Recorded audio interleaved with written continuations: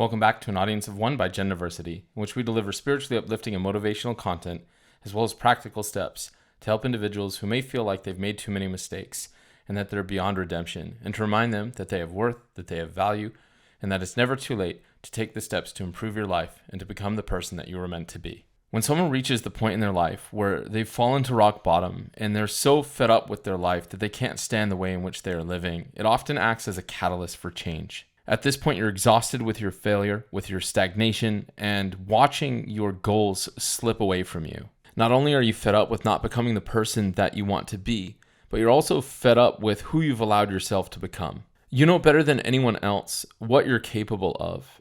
And it's for this reason that you're more devastated than anyone else by your current situation and by your failures. You've become disgusted with how your actions and your inactions have adversely affected those you love. You know that they deserve better, that they deserve the best version of you, and you've let them down. And this causes a lot of anger and resentment towards your situation. It's often at these points in our lives where we feel the most amount of disgust with ourselves, with our situations, and we feel this immense amount of pain for where we find ourselves at, that we also find the most amount of motivation to change. But motivation can come and go. Sometimes it comes and goes with the days. Everyone's had those moments in their life where they lack the desire to put in the effort that is required of them.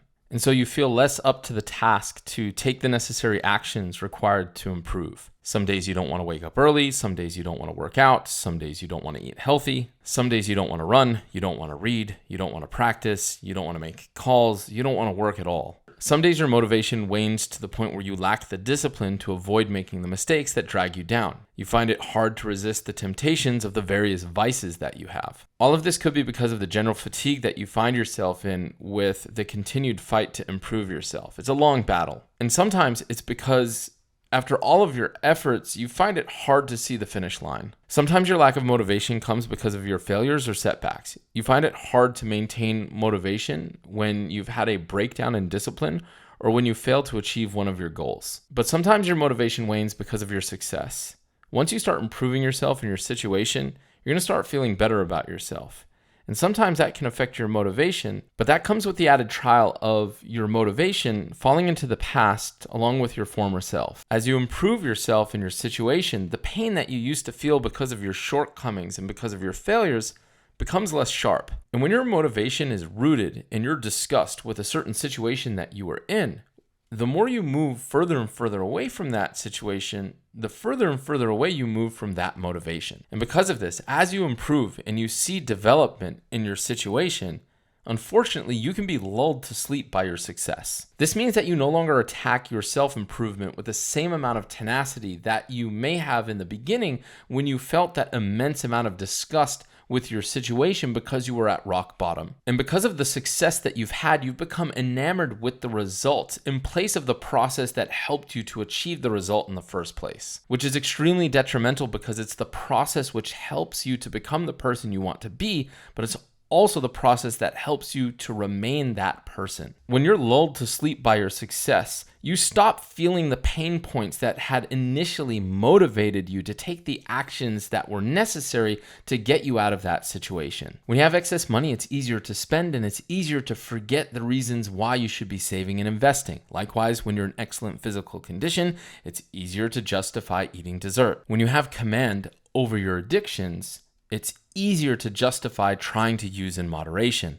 Likewise, when you have improved your situation, your prayers become less focused and less intense as you no longer feel a sense of desperation. And all of this weakening of motivation can cause you to slip. And unfortunately, when you start to slip in this way, it's usually not in the form of a glaring transgression. Don't be so quick to forget that your initial downfall wasn't some overnight transformation. It was slow, consistent, chipping away at your armor that left you in a situation where you're looking around saying, what happened? How did things get this bad? And it's very easy to fall back into that slow and silent deterioration. Now, although we don't want to continue to dwell on the past because we want to move forward, it's important that we don't completely forget the pain that initiated the process for change in the first place. And we have to remember that it is the process which helped us to improve, and it is the process that is going to continue to allow us to maintain that improvement. So sometimes we get lulled to sleep by our success and we step off the gas. We stop going hard with our workouts, with our studies, with our projects, and we feel like we're in a position where we've made it, so we can now relax. But it's this very idea that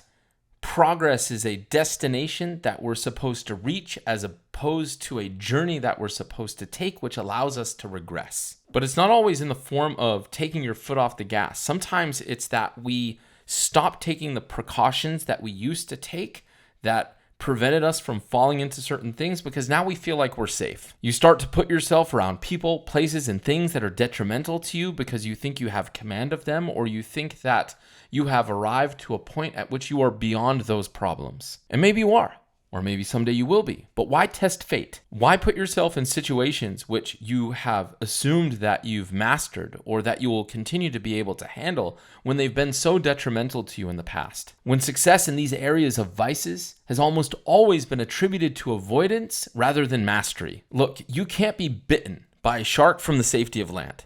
And although you can't completely avoid every negative situation that had contributed to your downfall in the past, you most certainly can avoid most of them. So you have to always remember the lessons of people, places, and things. And remember that there are two sides to that coin. You have to seek out, embrace, and maintain consistent interaction with the people, places, and things that are going to help you improve your life and improve your situation and help you to attain the goals that you're seeking out. And likewise, you have to reject and maintain distance from the people, places, and things which are detrimental to your self-improvement and detrimental to you reaching the goals that you have for your life. And while doing so, you don't want to stop taking the proactive actions which helped you to build the foundation for your success. And you don't want to take down the defense mechanisms that you've built up as a fortress around yourself to protect you from the various vices which have been detrimental to you in your life. Just because you now feel like you're safe because you've made it. Because these actions that you take are not just what helps you to find success, but it's gonna be what helps you to maintain it. And for this reason, you wanna make sure that you don't become lulled to sleep by your success. Regardless of your situation, you have to humble yourself to recognize that you are not beyond falling into the mistakes of the past. The goal is not to get to the point where you're able to moderate your vices, because if you were ever capable of doing so, you would have. So it's time to reaffirm your commitment and double down on the actions which have contributed to your success, and double down on the precautions which have prevented you from regressing. Because you owe it to yourself, to your family, to your community, to rise up every morning with your best self and to go to sleep knowing that you gave it your all without any regrets.